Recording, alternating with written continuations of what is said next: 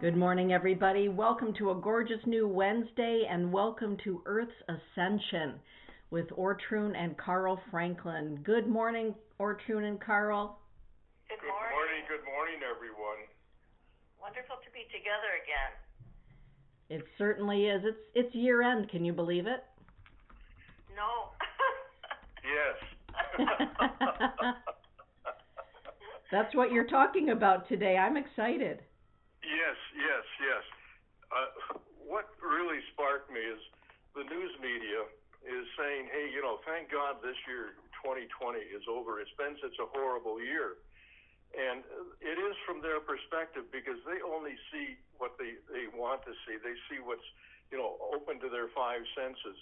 But if they had looked deeper behind the scenes, they would find, as I did, that this is a most remarkable year in probably in our 10,000 years of recorded history. Because the things that have happened are literally, at least to me, kind of mind-blowing. In this year, the things that happened, well, the big thing is this has been a year of cleansing. And there are over 100,000 dark lords on the earth that are now incapacitated because they're incarcerated. Okay? And on the astral plane, 92% of the dark lords that were present on the astral plane at the beginning of 2020 have now been removed from the earth. They're no longer here. They'll never, ever come back. There's only 8% of them left. And on the earth plane, 80% of the dark lords that were here at the beginning of the year are now incapacitated. And so there's only 20% of them left. And I'm sad to announce that they still control our media and play major roles in our government and our finances. But I think we're going to see big changes in that next year. But to have, and the result of this is, in 2020, the collective the collective consciousness of humanity, which since the late days of Atlantis have been third dimensional, are no longer third dimensional. The collective consciousness of humanity on Earth this year crossed the line into the lowest level of the fourth dimension. So we have overcome here, in that regard, roughly 20,000 years of third dimensional history. We've moved beyond it, and to never, ever return to it. And the Earth itself, in 2020, made its transition from the high end of the fourth dimension to the low end of the fifth dimension. Again, it's been in the third dimension, from back probably Lemurian times. So we've made some major progress. Either one of those, if the public were aware, would be a reason for a major celebration. And both of them have happened this year, and it's happened because these dark beings have in large measure been removed, and the percentage of light workers that have awakened this year is the highest percentage we've ever had. So the light workers are increasing their frequency, and this is allowing higher evolved beings to come into the earth because they can now come here and be compatible with the frequency of the planet and with the frequency of the collective consciousness of the human race. So we're getting a higher percentage of highly evolved beings in here, and the percentage is about 88% that are coming in. Wow. So, it's really, from the spiritual metaphysical perspective, it's been an unprecedented year. And the thing is that these changes are permanent changes. The bad news, it's going to end sometime probably in the latter half of next year. So, but the media and the public's attention is on the negative, which is too bad, because that simply perpetuates it rather than helps to solve it. So that's today's good news. any comments or thoughts on that? What do you have to say, Ortrun? Well, he really ran through those figures quickly, didn't he? He did. That's a lot that's happening. I can tell you that. At least I feel like it is. So, but with what he said, there are a couple questions I wanted to ask him, and one of them was that, and it was actually one that came up last night, and they asked that with the planet being in the fifth dimension now, how can we, since we are in the fourth dimension, how can we help to continue to uplift the planet if we're functioning more at that fourth dimension? Certainly, with us functioning at the fourth dimension, we can be more beneficial to the planet than functioning at the third dimension. The Earth is really helping to pull the collective human consciousness up because it's at a higher frequency. But the one who ensouls the Earth, and yes, the Earth planet has a soul just as we do. It is a much larger and more powerful soul than ours.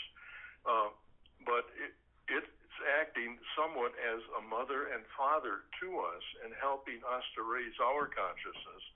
And the higher we go, the less energy it has to expend on helping us to raise.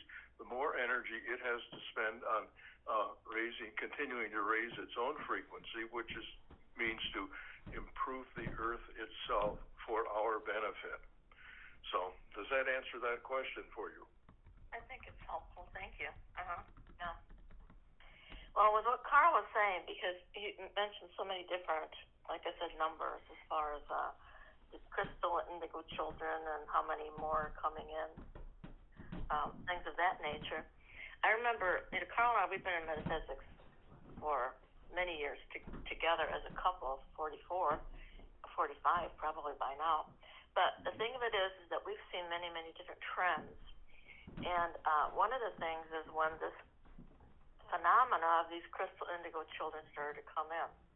Now, when was that more predominant, when those crystal indigo children came in, Carl? I remember there were some that tried to come in early on, like in the 30s and maybe even the 40s, but the energies were not such on the planet that they could really even survive. But then there was a point where the crystals were able to start staying because the energy had been lifted on the planet to a certain vibratory frequency, so they could now more easily stay here than always just leave right away. Well, the crystals tried to come in back in the days of the witch hunts. Okay. And that's when, they found, no, it's not worthwhile because they're just going to kill us, which they in fact were doing. And this is my understanding. The Earth has always had about 1% of the population that has had this advanced DNA, but they were the indigo children. The Leonardo da Vinci's, for example, would be a classic example, the Isaac Newtons and so on. And Genghis Khan would be one too. And that was fairly steady until about the mid-1930s. And in the 1930s, we began to enter, the Earth began to enter the outer fringe of the Aquarian age. And the vibrations increased enough that the number of indigos coming in doubled. And there may have been some crystals that came in at that point. I don't know. I'm not sure about that. But as we've gone on and the frequencies of the planet have increased, a larger number of crystals and indigos have come in until now they predominate among all of the children born. My experience is right now the children that I see at Christmas time as Santa, it's at least 65%, 80% of the children are carrying crystal indigo energy. Other friends that work with a number of children are saying in their experience it's 100%. So we've got these highly evolved beings who did not evolve on the planet, but evolved either in space, on the angelic realm, the spirit realm, or even older, more evolved universes that are now coming in to assist in the raising the consciousness of humanity and the planet. Okay. Thank you, Carl. Another thing that I wanted to just touch on a little bit, because this whole, certainly this year has been an amazing year, and it's been in many ways a challenging year, but there are also so many things that we ourselves have gained, and that is mainly that we had to sit still, that we had to move inward. For those of us that would do that, and of course even the ones that are the norm population, that they had to become more quiet. And if you do look at that situation, things have changed on all levels for every one of us. Maybe we have been able to radiate more light and love out into the world just because we've had more time to not be so busy and not be able to think about anything else. It's helped us to be able to take a look at ourselves. And even if you didn't want to take a look at yourself, maybe you started noticing that more and more things are being released within you, because it is that time to continue to even take a bigger step, a larger step up in your ascension process. So, and so much creativity, so much has been going on as far as figuring out different ways of doing things, with the industries. I mean, all these people, they're at home now, and they have to figure out ways to do things. People are becoming more creative. There are new things coming in to the planet, individuals just coming up with ideas and they are good ideas. They're not selfish ideas. They're ideas that will be helpful, to all of the planet. So this has been a great year, and it's been a challenging year. And this last month, December, wow, I mean, can you even imagine the energy that we have all been bombarded with? When you stop and think about this month of December, how it is anyhow, the light energy that is coming in during that time, the Festival of Lights, with all the different philosophies, religions, performing their own rituals, and the Muslims, they are dedicated to celebration of the Quran all month long, all of December, because it was Muhammad was given the Quran during this month. This is when they celebrate that happening, that occurrence in our Hanukkah and solstice, the celebrations, Christmas. And they're all different dates, which I find interesting. So they're strong all through all of this month. They have been, and that in itself is amazing. But then to think about the total the alignment conjunction, the meteor showers that we've had throughout the month, and we're going to be having some again, 1st to the 5th. 2 full moons, too. Yeah, and 2 full moons, right? The cold moon, that actually was last night, I think. Yes. Right, and it was so beautiful. I saw it on the night before I got up, and it was just amazing out in that sky. It seemed so much stronger and direct. It's just amazing. But the meteors, what I found out about them, and I had never known that, because I'm not so much of an astronomer, but I happened to look it up, and I saw all these different colors of what meteors can be. And what I realized was so many of them related to our own chakra system. And if you think of it in that way, it gives you even more understanding of how we're being showered with these gifts. And when I was looking at these meteors, it was showing various ones that, depending on the atmospheric pressure, the atmosphere, and all the different components that are around it, the different colorations that come forth, and they're shining on us. Well, I've always said the Christmas tree, those are our lights. We are that tree loaded with the colorful lights, and then it gets turned to the white light, the Christ light. But this is also being showered onto us from the planet, and the color red, which is actually a composition of the nitrogen oxygen type of minerals, and iron would make them yellow, and the white, the calcium would turn them white, and the sodium turns them orange, and the magnesium makes these colors of these meteors turquoise. So I looked at those colors and thought, wow, that's so interesting, isn't it? So we're being touched by the color red, which is our base chakra, the orange, the Dhamma chakra, and moving up into the yellow, that transition of color where we're tapping in to the higher essences of your, and then moving into the turquoise color, the high heart color, that's being radiated upon us. And think of that on the 1st to the 5th, when these are occurring, and if you're lucky enough to see some, if you have a clear sky, wouldn't that be amazingly beautiful? And then the white light, which is always that combination of all of the colors swirling together and blending together and being that the Christ essence or the Buddhic essence or on even upward.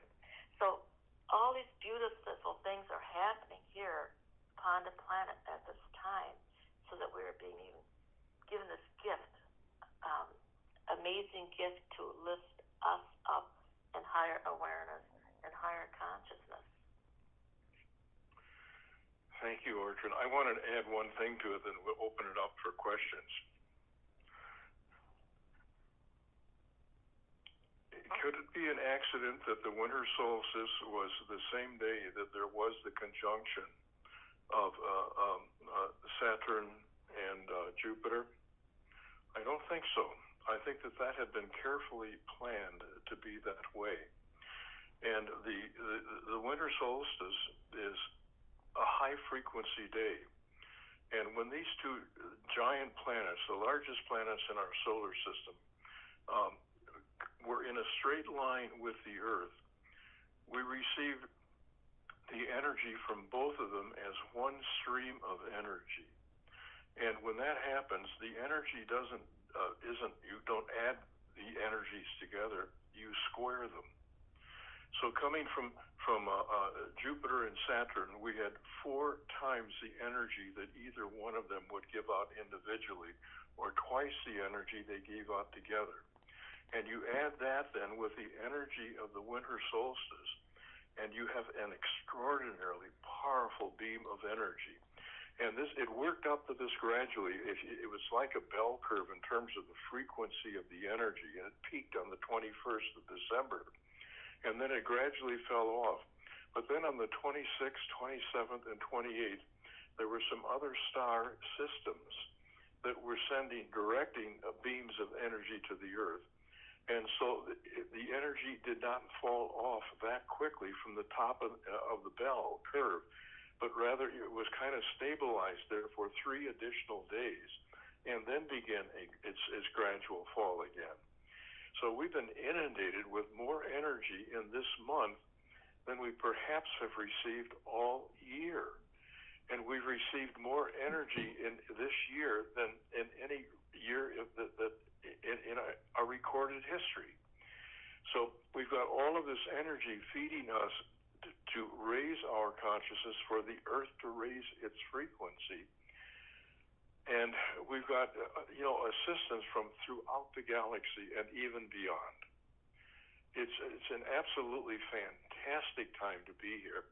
And the opportunity that it has for us individually in terms of our own growth in consciousness and spirituality. Again, that's unprecedented. So I would encourage you to be aware of this and to utilize it to the fullest extent that you can. Now, I'm open, and I think Ortrun is open for any questions or comments that any of you might have. So please feel free to talk to us or with us, all right? Any action there, Dana? Well, you've got a full chat room this morning, and I think everybody is just listening so intently to what you have to say. And if anyone in the chat room has a question, please go ahead and type it in, and I will share it. I have a question, though. When we talk about the fact that we have been bathed in this extraordinary energy, and Ortrun, I loved the fact that you really talked about the colors that were being bathed in during those meteor showers. I never thought of it that way before. Right. And so it's very potent. And Carl, you mentioned that We've been inundated with these energies, and we also have assistance from the galaxy and beyond. So my question to both of you is, we have this energy, we've been gifted it. How do we hold on to it? And who is it out there in the galaxy and beyond that's available to assist us, and how do they assist us? Well, you can talk to your, I would suggest that you begin by working with your spirit family, with the angels, with the heavenly guides, with the higher aspects of your soul, all right? And then if there's anyone in particular you want to, if you have an archangel that you are attracted to, please communicate with that archangel, ask for what you need. Please keep in mind what part of the law of the universe is they are not allowed to interfere unless you ask. Thank you. It's mandatory that you ask, and then after you ask, keep your consciousness at the highest level you can, because your consciousness needs to be at the level in which the answer is going to come in order for it to be significant and for you to even recognize that, hey, that's the answer, okay? So I don't think the entire galaxy of light is standing ready to assist when we ask. Perfect. Holly Hagen has a question for the both of you. Could you please touch on any beings that may be helping us with this influx of energy? I've been told that light beings are helping me with the incoming energy, but when I work with them, they can come on rather strong, and I have to ask them to be gentle or to stop altogether. Okay. The ones that are working with each one of us is the ones that are closer to us. So it would be the ones that Carl spoke about with the spirit family. Certainly, you have archangels and angels that are working with you. Your master teachers, and assistants are working with you. There are also the ones that are closer to you, that are more of your spirit, of your spirit family, yes, but also the ones that were of your family. And you have all of that ancestral line. If you look back, who knows, when it goes all the way back to the heart, mind of God, how many levels of ancestry you have. They're all there working with you. Holly, I understand what you're saying about the energies and them being so strong. The ones that are in the spirit body, they are unaware of how much you can tolerate as far as the energies that are coming in. So, because most of them have not been in a physical body, so they don't even know. We're their teachers from that perspective. So, yes, what you're doing is, ask them, thank you for what you're giving me, but I always ask my I am to actually monitor that. I ask that my I am monitor so that, because the I am is closer to you. It's more it's like the I am is I think, seventh dimension of you. And so to monitor what is coming in, because they know you better, they're closer to you, they're more closer to that physicalness of what it is that you are, and so that it be given to you in a slower manner so that you can more easily incorporate it into your bodies, physical, mental, emotional, spiritual bodies. Does that make sense to you? I'm glad that you brought up the I am and the fact that it's placed in the seventh dimension of our energy body. I'm a huge fan of the I am work.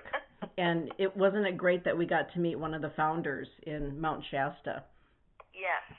We were really blessed to be able to do that all together.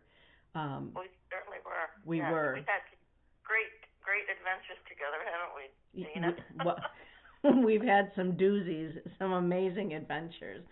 With regard to the I am presence, would you talk about that a little bit more? Because a lot of people are no longer familiar with the I am. Okay. Well, we have different levels of awareness and consciousness that is around us all the time. And here in the, working in the third dimension, going into the fifth, And the fifth dimensional, that is considered more the Christed level or the Buddhic level. And it is one, of course, of, your love and peace and joy. The I am jumps you up to the seventh dimension, and the seventh dimension, Carl, remind me of what that level represents as far as spirit-wise. Do you remember? It's interesting we haven't spoken about this in so long. No, I don't remember, but it's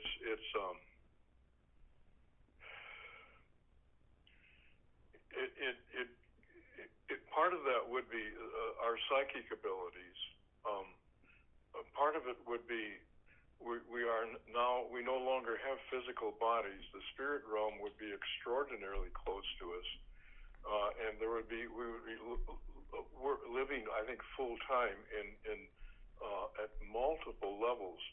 We would be able to observe and intervene in the sixth, fifth, fourth, third dimensions. So we are here to help those lower dimensions in their evolvement. But that's all that I can recall at this time. Well, it's basically a step down from divine creator. So, and there's the 11th dimension, which is the closest. That's more the divine energy. And then there's that monad, which steps down to the 9th dimension. So it's different levels of that spiritual essence and divinity that is within us. And we all have this within us anyways. We're holograms. So we have within us everything that the divine creator has. And I wanted to mention that with that being said, with us having all that the divine has, we look at things as being outer, away from us. We don't recognize that it is really and truly all within us. So when we talk about energies coming into our being, they are really us activating that part of us that has always been there.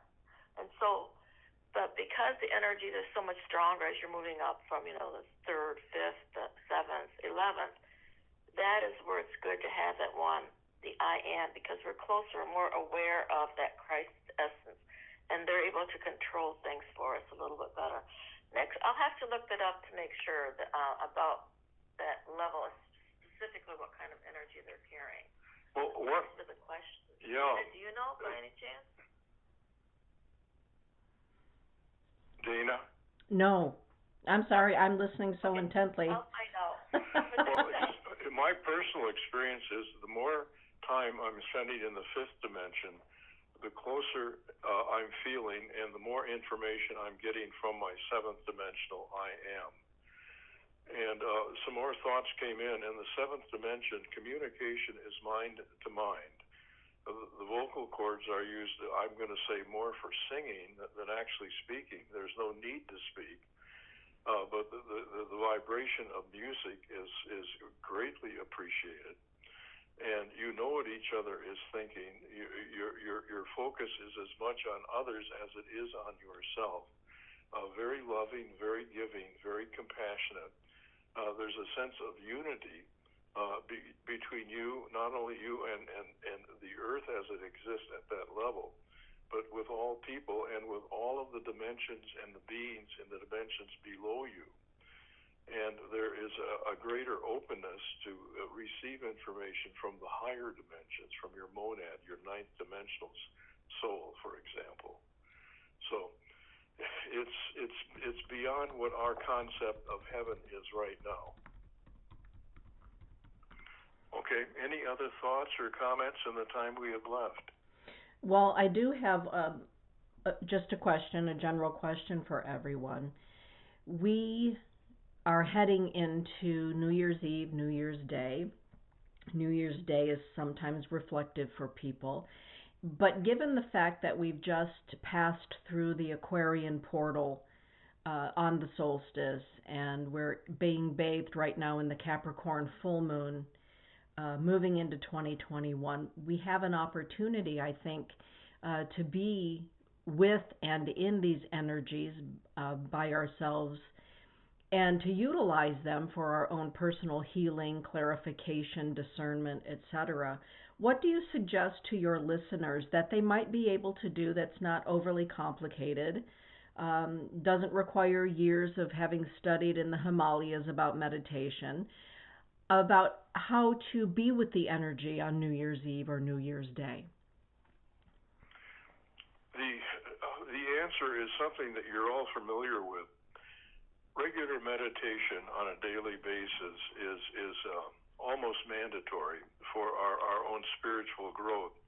But also of equal or even greater importance is as you're going through your normal daily activities, just a minute, 2 minutes, or even 20 seconds, just to be aware of the beautiful, beautiful, loving, peaceful, joyful energy around you, and the feeling of gratitude, to give thanks for all that you have, the opportunities that you have, and not just the things, but for the challenges that you have, for the lessons that you can learn, for give thanks for the service you can give, that you have that ability to share.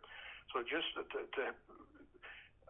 going to say to be walking in the aura of the angels that are working with you, the aura of your heavenly guides. To be aware that that's always there, to tune into it, to become one with it, to express it, to feel it as emotion within your body, to feel the thoughts that it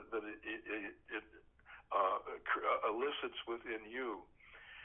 And just you'll be functioning at a high level of the fifth dimension as you do this. And it feels so good, and it's so empowering and invigorating. It's a win-win situation. So to be aware and tune in to this absolute beauty and power. And that can be done actually day and night. You know, when you're waking up during the night, and I don't know about you, but I certainly have my times of being awake through the night. And I believe there's a reason for that. And sometimes it's really obvious that there's something that we're dealing with. But other times you really don't know, why you are there. And what I have come to a conclusion many, many, many years back is that I'm there then to hold, it's like I'm there to hold the light. And so that's another thing that you could possibly do is, first and foremost, as Carl mentioned, certainly do a little bit of a meditation as you're going to sleep at night. So you want to put yourself in that space that you are connecting with the divine all through the night. When you wake, there's like a mission there for you. They want you to project light out into the clouds and beyond, so that because you are actually the one that is the conduit. You're the one that's there. You're the absorber. You're absorbing the energies that are coming into you from the higher realm, and you're that conduit that projects it out into the light. You don't need to know what it's for. You only know that you're being of service. Okay? I love that. And as we wrap up today, I've got Easton now sitting on my lap, so that was that was Gabriel welcoming Easton. Well, he must sense the 7 deer that have been grazing outside of our window as we've been talking. Well, as we wrap up the show today, you two, let's talk about your books and where people can purchase them. Oh, okay. Well, Carl, you want to talk about your book first? Yeah, I'm running low, and I just had Dana order more books for me. So they apparently are attracting some attention with some people. And if you haven't purchased a copy or read it yet, I would strongly recommend it, because it does deal Earth's ascension, Nibiru, and the spirit realm. It deals with everything that we have talked about, plus additional topics. And I think you could find it very, very helpful in terms of your own wisdom, knowledge, and spiritual growth. And just go on our website to order either my book or Ortran's book, and our website is OurSpiritualAscension.com, and that's all one word. He sounds so sweet. I just want to hug him. He hears Mr. and Mrs. Claus. Well, Well, my book is called Key of Life, and it's Ancient Truths Integrated into the Modern World, and that was just published actually this year.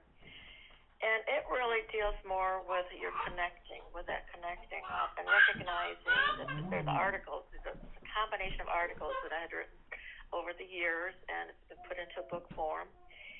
And what it tries to do, what I'm attempting to do with it, is that outer situations, what they mean out here, and how those can be translated into deeper, more soul-related issues. And then also, which is a little different, is that with each article, there is also a guided meditation. So you can have the outer experience of an issue, maybe freedom, which you think of freedom in the outer world, and then moving into something such as soul liberation. And then with that meditation, it takes you even to a deeper level. So Carl's and my books are really quite compatible. Many people buy them together because Carl's is the big picture. His is more the what's out there. And mine then hones more into integrating this into your daily life. It's really a guidebook that you could use, even read a little chapter at night and then listen to the meditation to take you into that space as you're going to sleep at night. So, again, that is also on our website. But what I'd like to offer to you today regarding these two books is you would have to call or contact us through our website, Our Spiritual Ascension, and to purchase both of the books for a total of $30, which would be a savings of $10 shipping and handling. Okay? Wow, that's a great deal. So that if you are interested in possibly doing that, we would be very open, of course, to do that. So contact us because there's not specifically a place you can do that right now, but I can direct you on how you can make that type of a purchase. It's OurSpiritualAscension.com. Perfect. Okay, so go ahead, Carla. Yeah, if we're done, I just want to say I wish a very, very happy and prosperous and healthy New Year for all of you, and just know that you are loved so much, so much. Be open to receive it, please. Okay, I want to tell you how much we appreciate your being a part of this podcast. Every time we get together, we are joining all of our energies together. And can you imagine how powerful a group like us can be? So this last minute that we're together, let's just take a deep breath and sense our energies as they're being combined and how we are all one, and all of our energies and all of those colors of the rainbow, the meteors that are going to be indulging in their essence of energy upon us over the next few days. Feel us all becoming one, being that united front, and being thankful and grateful for the year that we are leaving, 2020. Thank it for all the challenges and all the beauty and new ideas and that we've gained within ourselves, and how we've grown. And let us move into 21 and continue to experience these energies and more that we are experiencing right this moment. Thank you all for being part of our family. Thank you, Ortrud. Thank you, Carl. Easton says thank you. He's drawn to your voices. There you go. Happy New Year, you two. Happy New Year to everyone. Thank you, everyone, for joining us today. And be sure to check out their website, OurSpiritualAscension.com. Blessings be, everybody. Bye-bye now. Bye-bye.